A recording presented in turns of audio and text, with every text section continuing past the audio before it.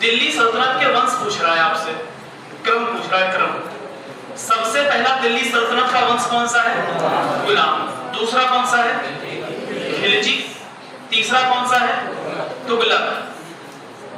तुगलक के बाद अगला कौन सा है? सैयद। और सैयद के बाद कौन सा है? लोधी। ये 5 वंश हुए। तो पहली बात तो यही, दिल्ली सल्तनत में टोटल कितने वंश हुए? 5। सही क्रम बताना था आपको ना, तो सही क्रम क्या है? गुलाम, खिलजी, तुगलक, सैयद, लोधी, ये सही क्रम है। और जिसको याद नहीं होगा वो ध्यान रख ले, क्या याद रखेगा? गुलाब खिले तो सूंघ लो, ठीक, सूंघ लो। कई ट्रिक हो सकती, लेकिन याद जैसे रख पाओ तो ध्यान रखो क्या है। गुलाब माने गुलाम, खिले माने खिलजी, तो माने तुगलक, सूंघ माने सैयद और लो माने लोधी। इसकी एक और ट्रिक है, गुड़ खा तसले में, क्या है? लिख लो, ये भी लिख लो, दोनों जो आपको याद हो जाए। गुड़ खा, हाथ पे रख के नहीं, तसले में, गुड़ खा तसले में। चलो देखो, गुड़ माने गुलाम, खा खिलजी, ता तुगलक, सा सैयद, ला लोधी। मां से कुछ नहीं, मां क्रॉस, जो चाहो याद कर लो। वैसे ये ज्यादा अच्छा लग रहा है। गुलाब खिले तो सूंघ लो, गुलाब खिले तो तोड़ दो, मत कर देना कहीं, नहीं तो पता लगा वंशी गायब हो जाए।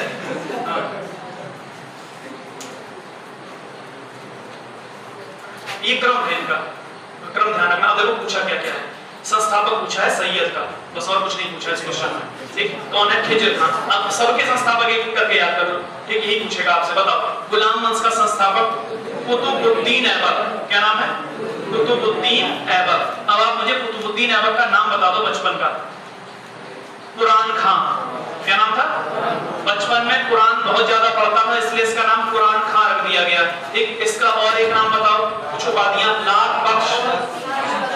लाख बख्श के नाम से किसे जाना जाता है? इसी को जाना, डिटेल नहीं पढ़नी ज्यादा। लाख बख्श के नाम से। पील बख्श के नाम से भी किसे जाना जाता है? इसी को जाना जाता है। इसका वीडियो पड़ा हुआ भी है YouTube पे, आप जाना तो 2 नंबर पे भगा के देख लेना उसको, ठीक। दूसरा खिलजी वंश। खिलजी का संस्थापक जलालुद्दीन खिलजी। जलालुद्दीन फिरोज खिलजी नाम है वैसे इसका, लेकिन हम लोग क्या लिखेंगे? केवल जलालुद्दीन खिलजी। जलालुद्दीन खिलजी। तुगलक वंश का संस्थापक कौन? गयासुद्दीन तुगलक। गयासुद्दीन तुगलक। और सैयद वंश का संस्थापक कौन है? खिज्र खान। खिज्र खान। और लोधी वंश का संस्थापक कौन है? बहलोल लोधी। बस, बहलोल लोधी।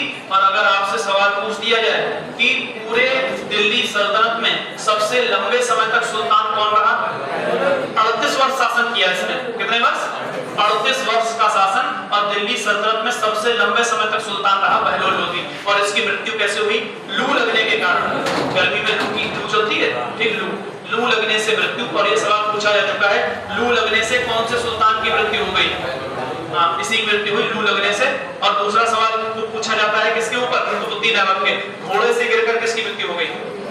सीढ़ी से गिरने से किसकी मृत्यु हो गई? हुमायूं। सीढ़ी से गिरके कौन मर गया? हुमायूं। इसीलिए हुमायूं के विषय में कहा जाता है कि वह जीवन भर ठोकरें खाता रहा, अंत में ठोकर खाकर ही।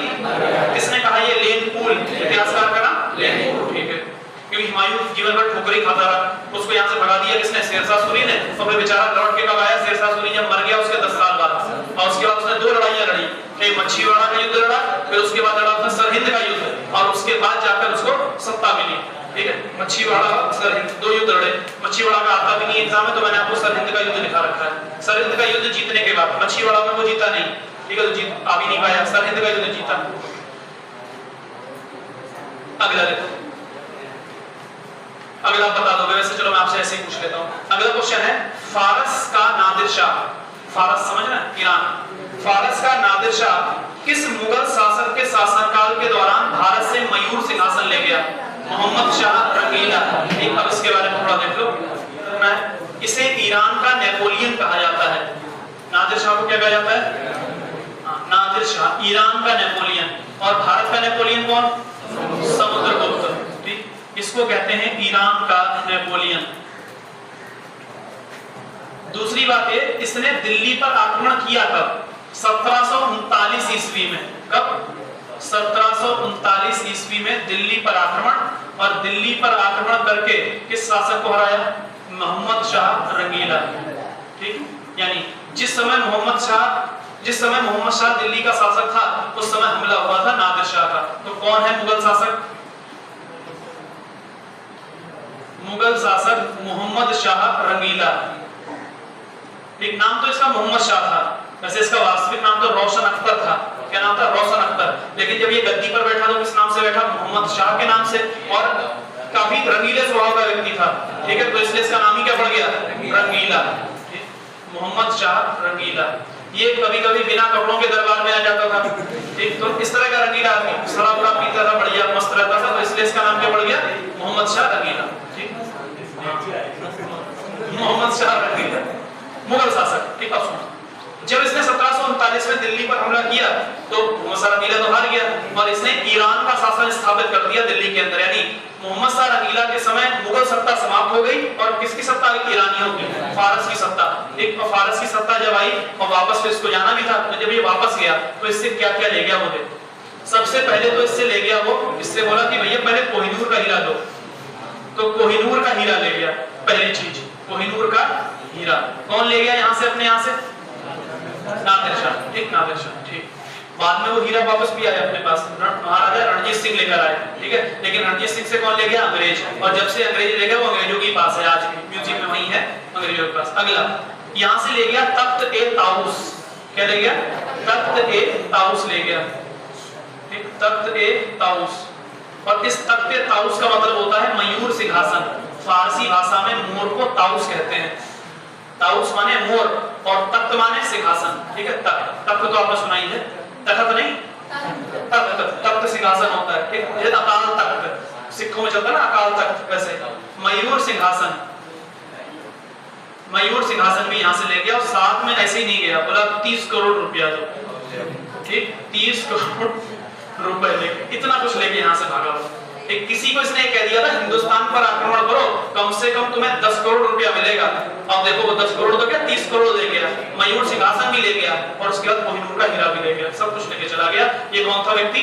नादिर शाह, और इसको ईरान का नेपोलियन कहते हैं। कब आक्रमण किया? मोहम्मद शाह रंगीला के समय में। कहाँ का था? ईरान का। ईरान को ही क्या कहते हैं? फारस। ईरान को ही कहते हैं फारस, इसीलिए ईरान के पास जो खाड़ी है उसका नाम क्या है? फारस की खाड़ी, इसीलिए। और ईरान की भाषा क्या है? फारसी। फारसी, पहले इसका नाम फारस हुआ करता था। अगला क्वेश्चन देखो, अगला क्वेश्चन है पाकिस्तान में मुगल सम्राट जहांगीर का मकबरा कहाँ है? बड़ा सिंपल, लाहौर में। जहांगीर का मकबरा कहाँ है? लाहौर में। तो इसमें कुछ ज्यादा लिखने की बात है नहीं, तो इसको छोड़ देना, ये क्वेश्चन पूछा है, प्रीवियस ईयर है। अब देखो, अब ये क्वेश्चन 1857 का है। 1857 के विद्रोह के बाद बहादुर शाह जफर को कहां भेज दिया गया? रंगून। ये तो पढ़ा हुआ है, ठीक है, हालांकि पढ़ेंगे इसको, लेकिन मैं ऐसे छोड़ रहा हूं इसको। अब देखो एक क्वेश्चन और, हम फिर से पहुंच गए दिल्ली सल्तनत में। क्वेश्चन है चांदी का टंका, समझ गए होंगे एक ही बार में ना, चांदी का टंका और तांबे का जीतल किस शासक ने जलवाया? नाम शेर साहब, कहां से ऐसा पहुंच गया भाई? हाँ, इल्तुतमिश। किसने चलवाई? इल्तुतमिश ने। ध्यान रखना ये सवाल खूब रिपीट होता है एग्जाम में, रेलवे, एमटीएस ऐसे सवालों में तो ये कभी मास्टर सवाल है। इल्तुतमिश। चांदी का टंका, तांबे का जीतल किसने चलवाया था?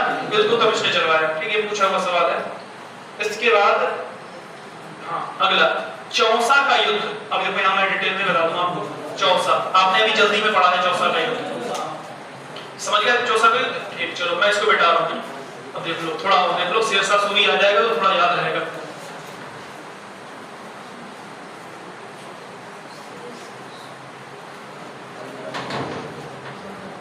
तो देखो युद्ध का नाम क्या है? चौसा का युद्ध। चौसा, चौसा कहाँ है वर्तमान में? बिहार में। बिहार में बक्सर के पास पड़ता है। बक्सर के दक्षिण में एक जगह है, नाम है चौसा। ठीक, चौसा का युद्ध। दूसरा युद्ध है बिलग्राम का युद्ध। कौन सा? और ये बिलग्राम कहाँ है? कन्नौज। ये बिलग्राम, और इसी को कौन सा युद्ध कहते हैं? कन्नौज का युद्ध। एक ही बात है, कन्नौज का युद्ध। कन्नौज का युद्ध। अब देखो ध्यान से, आपसे पूछा जाए बताइए चौसा का युद्ध कब लड़ा गया? आप कहोगे 1539 में, पहले चौसा। ये क्रम लगाने को पूछा गया एग्जाम में, कहीं आप क्रम में उल्टा कर दो तो ध्यान रखना। 1539 में कौन सा युद्ध लड़ा गया? चौसा का युद्ध। और 1540 में कौन सा लड़ा गया? युद्ध किनके बीच लड़े गए? हुमायूं और शेरशाह सूरी, दोनों युद्ध इन्हीं के बीच में है, हुमायूं और शेरशाह सूरी। और हुमायूं दोनों लड़ाइयां हार गया, ये भी हारा, ये भी हारा, शेरशाह सूरी। लेकिन ध्यान रखो, जब चौसा का युद्ध लड़ा गया उस समय तक शेरशाह को शेर खां के नाम से जाना जाता था। किस नाम से? मैं इसको डिटेल में एक बार आपको बता दूं, शेरशाह सूरी है क्या चीज। ये देखो, शेरशाह सूरी के बचपन का नाम था फरीद। क्या नाम था? फरीद खां या फरीद। ये बचपन में इसका नाम फरीद था, कोई शेरशाह नाम नहीं था। लेकिन ये जिसके अंडर में काम करता था उसका नाम था बहार खान लोहानी। क्या नाम था? एक बार इसने बहार खान लोहानी को किससे बचाया? शेर से, इसलिए नाम क्या पड़ गया? शेर खां। नाम क्या पड़ गया? शेर खां।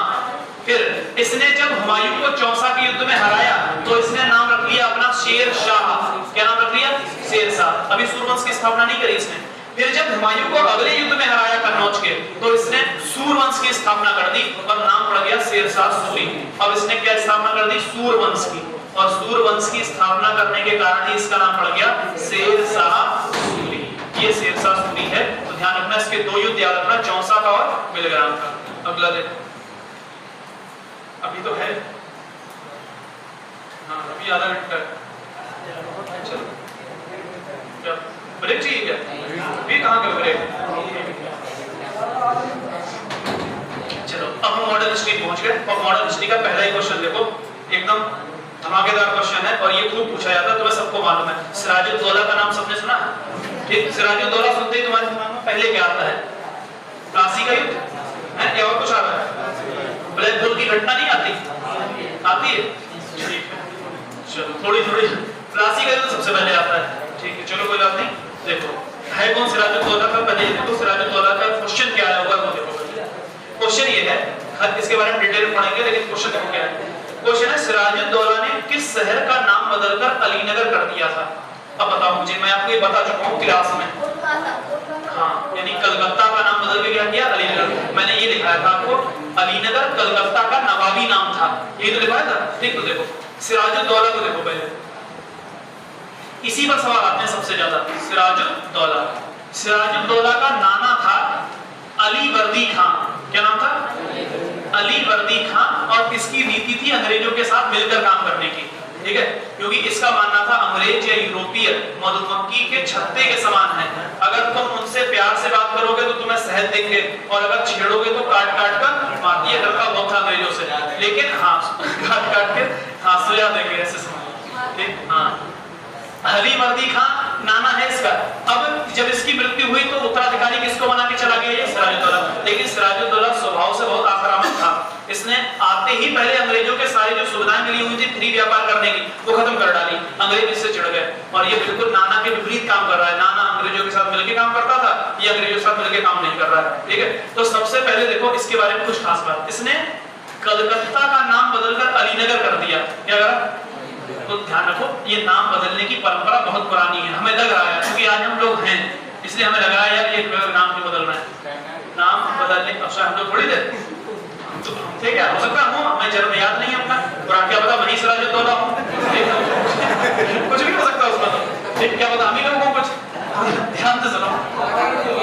तो कलकत्ता का नाम बदल क्या रखा? अलीनगर। लेकिन ध्यान रखो अभी सवाल ऐसे पूछा जाएगा, कलकत्ता का नवाबी नाम क्या था? तो आपको अलीनगर। ये कैसा नाम है? नवाबी, क्योंकि सिराजुद्दौला कौन है? नवाब, नवाबी नाम। ठीक, नवाबी नाम था अलीनगर। ये नवाब है, कहां का नवाब है? बंगाल का, बंगाल का नवाब सिराजुद्दौला। ठीक, ऐसा। अब अंग्रेजों के साथ इसका और टकराव बढ़ा।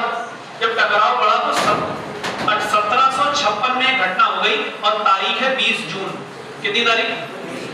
इस 20 जून वाले दिन इसने कई अंग्रेजों, 146 के लगभग अंग्रेजों को पकड़कर एक छोटी सी कोठरी में बंद करवा दिया, 146, और दम घुटने के कारण उनकी मृत्यु हो गई। केवल 23 जिंदा बचे और 123 मर गए।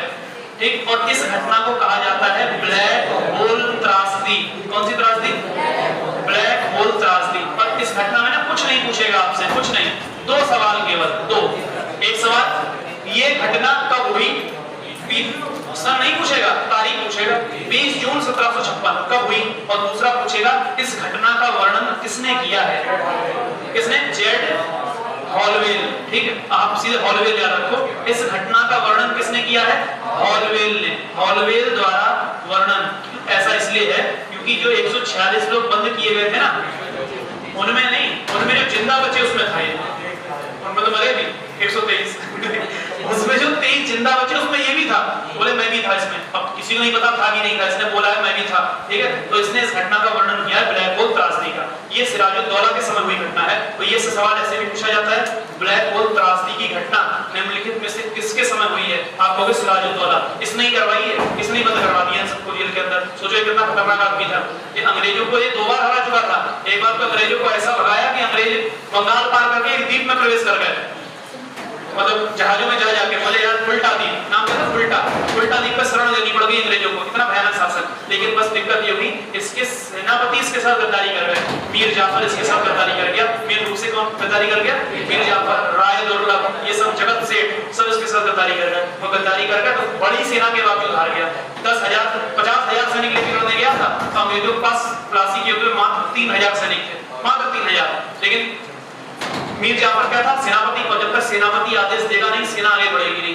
तो जो सिराजुद्दौला के नेतृत्व में सेना थी वो तो लड़ी, लेकिन मीर जाफर के पास बड़ा कंट्रोल था, वो सेना लड़ी ही नहीं। और जब नहीं लड़ी तो फिर अगले जीत गए प्लासी के युद्ध में। अब आपको अगला क्या रखना है इसके बारे में? प्लासी का युद्ध। प्लासी का युद्ध कब हुआ? 1757। तारीख बोलो।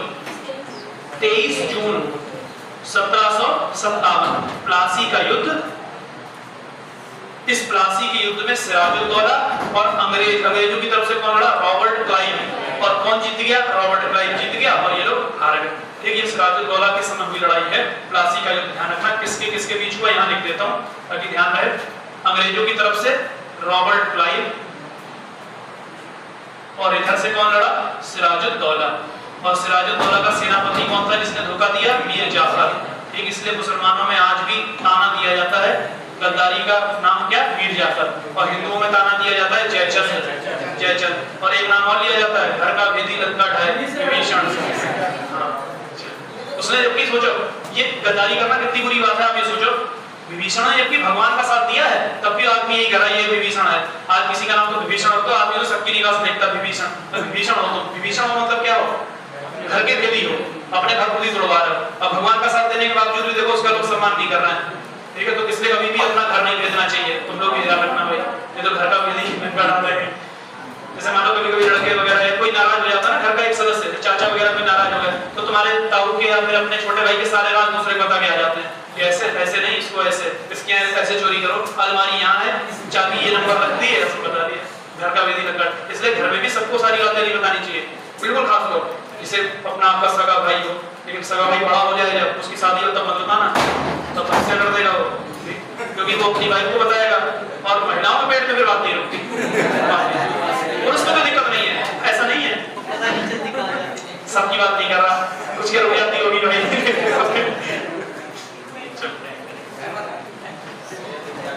सहमत है?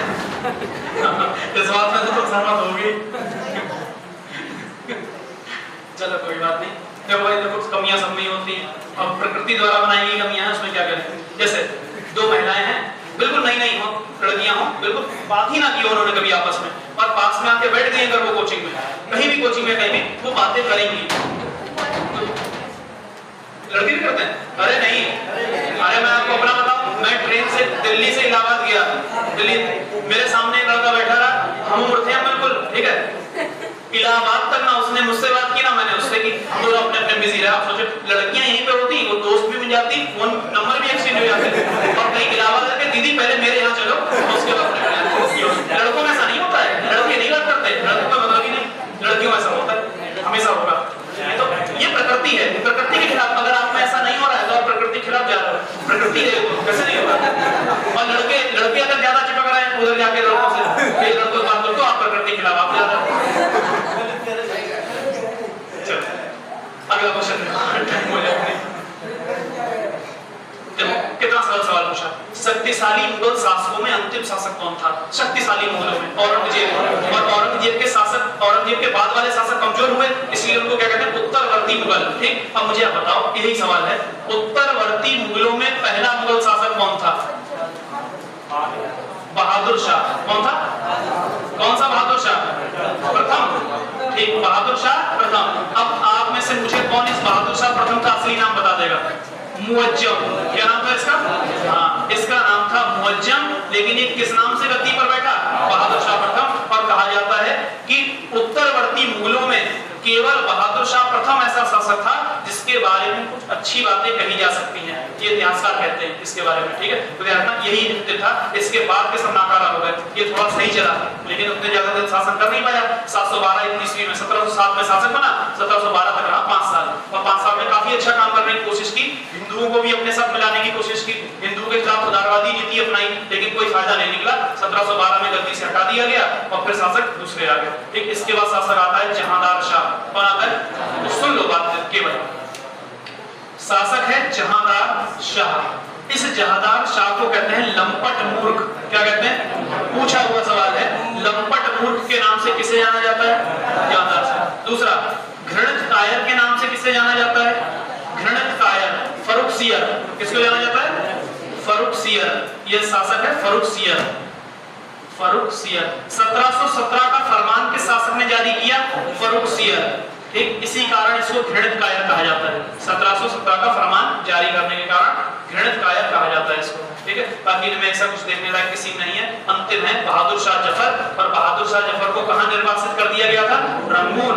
1858 में 57 की क्रांति के नेता थे, 1858 में कहां भेज दिया गया? रंगून। और 1862 में इनकी मृत्यु भी कहां हो गई? रंगून में। तो अगर ये सवाल पूछ दे बहादुर शाह जफर की मृत्यु कहां हुई है, तो क्या कहोगे? रंगून में। और रंगून कहां है? म्यांमार में। और पहले म्यांमार को क्या कहते थे? बर्मा। बर्मा, वर्मा मत लिखना, बर्मा, BURMA, बर्मा। और बर्मा का नाम अब क्या है? म्यांमार। म्यांमार। और इसकी पहले राजधानी हुआ करती थी रंगून, और अब राजधानी क्या है? नैपीदा। ये भूगोल का सवाल हो गया, नैपीदा। ठीक, नए लिख दूं क्या? नैपीदा, नैपीदा, नहीं पीता वाला, नहीं पीता, पंजाबी। चलो अगला सवाल है। अरे खत्म हो गया सवाल। चलो एक अंतिम बचा है इसका, तालीकोटा का युद्ध। कौन सा युद्ध? तालीकोटा का युद्ध। बता देगा कोई? ऑप्शन में? चलो तालीकोटा के युद्ध का ऑप्शन देखो। तालीकोटा का युद्ध ऑप्शन दे रहा हूं। पहला 1512, दूसरा 1565, तीसरा 1703 और चौथा 1708। 1565, तालीकोटा का युद्ध 1565। ठीक, ध्यान रखना इस समय मुगल सम्राट था अकबर। कौन था? लेकिन ये युद्ध अकबर ने नहीं लड़ा है, ये युद्ध विजयनगर साम्राज्य में लड़ा गया। विजयनगर साम्राज्य के शासक ने युद्ध लड़ा किससे? अपने पड़ोसी शासकों से, बहमनी साम्राज्य से लड़ा, मुसलमान शासक थे आसपास, उनसे लड़ा। तो ये युद्ध कहां लड़ा हुआ है? आपको विजयनगर साम्राज्य का युद्ध है। किसका? विजयनगर साम्राज्य का युद्ध है। हालांकि इसकी डिटेल नहीं पढ़नी हमें, बस याद रखना तालीकोटा का युद्ध 1565 ईस्वी में हुआ। और उस समय मुगल बादशाह कौन था? ये पूछा गया सवाल है एक बार, अकबर। हालांकि इस युद्ध से अकबर का कोई लेना देना नहीं है, ये दक्षिण भारत में लड़ा गया युद्ध है, विजयनगर कर्नाटक के क्षेत्र में। ठीक है, चलो विजयनगर साम्राज्य की राजधानी हम्पी है। क्या थी राजधानी? हम्पी। याद रखना विजयनगर की राजधानी पूछी हुई है हम्पी। विजयनगर साम्राज्य का सबसे पहला वंश संगम वंश, और विजयनगर साम्राज्य का सबसे महान शासक कृष्णदेवराय। कृष्णदेवराय कौन से वंश का है? तुलुग वंश। ठीक, ध्यान रखो, यहां लिख देता हूं। कृष्णदेवराय कौन से वंश के हैं? तुलुग। कौन सा वंश? तुलुग वंश के हैं राजा कृष्णदेवराय। और एक बात और ध्यान रखना कृष्णदेवराय के बारे में, अष्टदिग्गज। क्या लिखोगे? अष्टदिग्गज किसके दरबार में थे? इन्हीं के। ठीक है, इन्हीं के दरबार में थे अष्टदिग्गज। मालूम? चंपारण आंदोलन, चंपारण सत्याग्रह कब हुआ? 1917। अहमदाबाद मिल की भूख हड़ताल 1918। भूख हड़ताल, गांधी की भारत में पहली भूख हड़ताल थी ये, ठीक, 1918। इसके बाद खेड़ा सत्याग्रह भी कब हुआ? खेड़ा सत्याग्रह 1918। और ध्यान रखना है एक बात, 1918 के खेड़ा सत्याग्रह के समय एक गुजरात सभा की स्थापना की गई। किसकी स्थापना? गुजरात सभा की। और इस गुजरात सभा का अध्यक्ष किसको बनाया गया? महात्मा गांधी। किसको बनाया गया? महात्मा गांधी। और महात्मा गांधी ने ही खेड़ा सत्याग्रह चलाया, लेकिन खेड़ा सत्याग्रह का नेतृत्व करने को किसको दे दिया? सरदार पटेल को। किसको? सरदार पटेल। ये प्रमुख नेता थे इस आंदोलन के, लेकिन इसका अध्यक्ष कौन माना गया? गांधी। कौन सी सभा की स्थापना? गुजरात सभा की। अगला देखिए रॉलेट सत्याग्रह। रॉलेट सत्याग्रह 1919 रॉलेट सत्याग्रह 1919। इसके बाद एक बीच में और देखो एक चीज आएगी, जालियांवाला बाग हत्याकांड। हाँ, जालियांवाला बाग हत्याकांड ये कब हो गया? 13 अप्रैल 1919।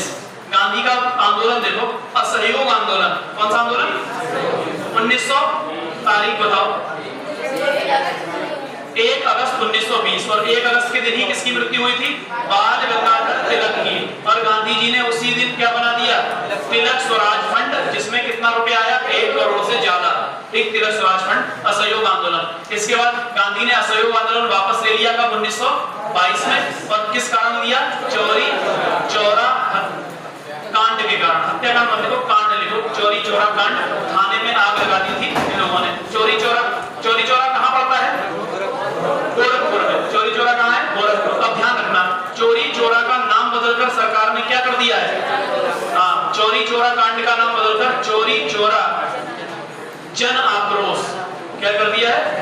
चोरी चौरा जन आक्रोश। ठीक, जन आक्रोश। अब यूपी सरकार ने कहा इसको कांड नहीं कहेंगे, इसको क्या कहेंगे? जन आक्रोश कहेंगे। लोग गुस्सा थे, जन का आक्रोश था, गुस्सा था, ये इसको कहा गया। ठीक, अब देखो अगला असहयोग आंदोलन के बाद हम अगला देखें गांधी का आंदोलन। मिटा देता हूं इसको। 1930 सविनय अवज्ञा आंदोलन। कौन सा? और सविनय अवज्ञा आंदोलन के टाइम पे गांधी ने कौन सी यात्रा की?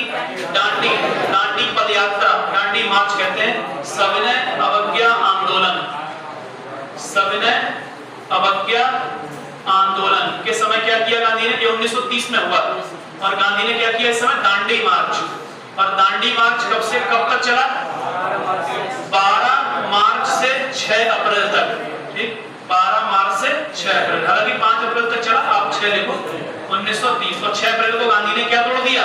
नमक कानून। और कौन सा आंदोलन शुरू हो गया? सविनय अवज्ञा। नमक कानून तोड़ा गांधी ने 6 अप्रैल को।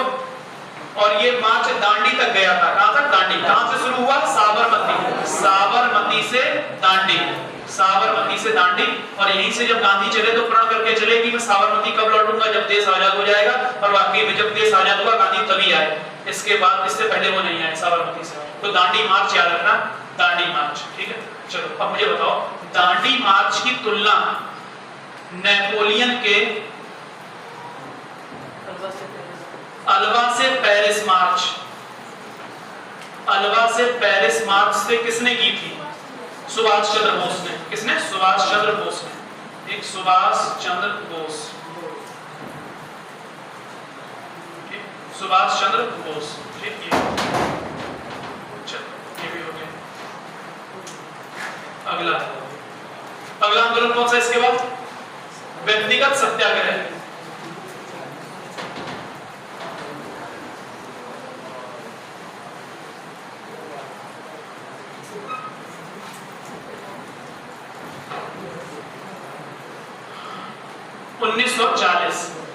व्यक्तिगत सत्याग्रह कब हुआ?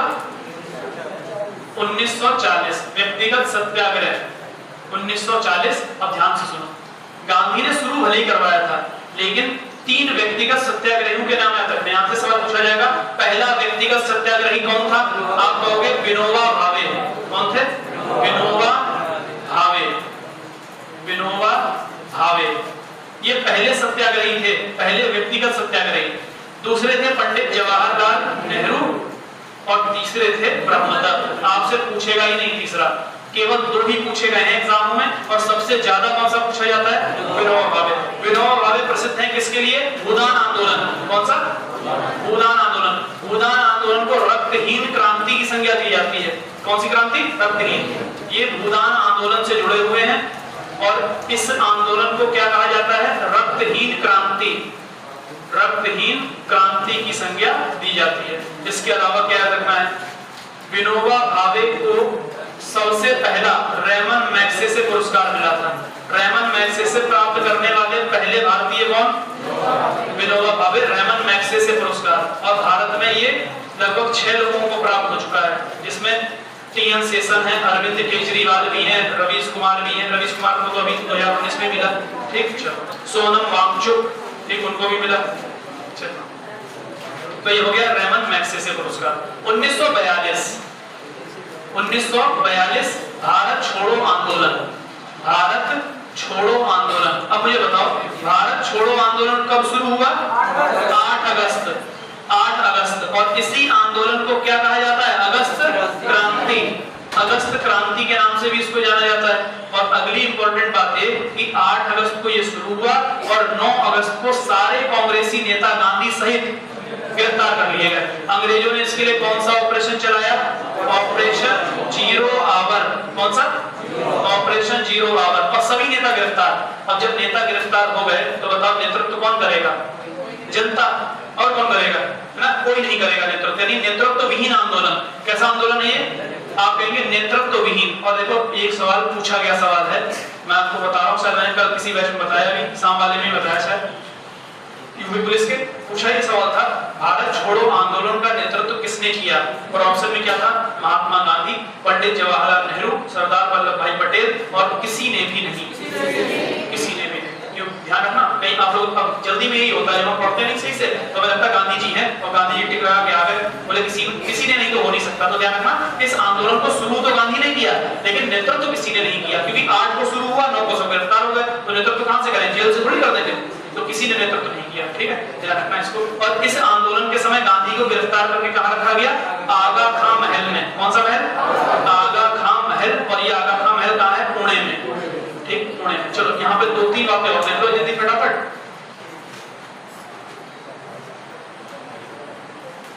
कांग्रेस की स्थापना कब हुई? 1885, 28 दिसंबर। ठीक, किसने की? A.O. ह्यूम ने। ठीक, पहले अध्यक्ष कौन बने? पहले अध्यक्ष व्योमेश चंद्र बनर्जी, W.C. बनर्जी। ठीक, दूसरे अध्यक्ष कौन बने? सेकंड बने दादा भाई नौरोजी। दादा भाई नौरोजी। तो पहले पारसी अध्यक्ष कौन है? Dadabhai Naoroji. Poverty and unBritish rule in India पुस्तक किसने लिखी? दादा भाई नौरोजी। धन के निष्कासन का सिद्धांत किसने दिया? दादा भाई नौरोजी। ब्रिटिश पार्लियामेंट के लोअर हाउस का चुनाव जीतने वाले पहले भारतीय कौन बने? दादा भाई नौरोजी। ब्रिटिश पार्लियामेंट का चुनाव लड़ने वाले पहले भारतीय कौन थे? W.C. बनर्जी। चुनाव लड़ने वाले पहले व्यक्ति W.C. बनर्जी ब्रिटिश पार्लियामेंट में, ध्यान रखना, लोअर हाउस का। ठीक है, जिसको हाउस ऑफ कॉमन्स कहा जाता है। तो हाउस ऑफ कॉमन्स का चुनाव लड़ने वाले पहले भारतीय W.C. बनर्जी, लेकिन हार गए। हाउस ऑफ कॉमन्स का चुनाव जीतने वाले पहले भारतीय दादा भाई नौरोजी। दोनों बातें याद रखनी, लिख भी लेना इसको, ये जीतने वाले पहले। ठीक, भारत की राष्ट्रीय आय का अनुमान सबसे पहले किसने लगाया? दादा भाई नौरोजी। ये इकोनॉमिक सवाल पूछा जा सकता है, तो ध्यान रखना, भारत की राष्ट्रीय आय का अनुमान किसने लगाया था? दादा भाई नौरोजी ने। तीसरे अध्यक्ष कौन बने? बदरुद्दीन तैयब जी। ये याद रखना है, बदरुद्दीन तैयब जी। और बदरुद्दीन तैयब जी को इसलिए याद रखना है, ये तीसरे अध्यक्ष तो थे ही, इसके साथ पहले मुस्लिम अध्यक्ष थे। और ये सवाल पूछा जा चुका है, कांग्रेस का पहला मुस्लिम अध्यक्ष कौन था? तो आप कहेंगे बदरुद्दीन तैयब। ठीक, दूसरा, अब यहाँ पे याद रखो, मुस्लिम लीग। मुस्लिम लीग की स्थापना कब हुई?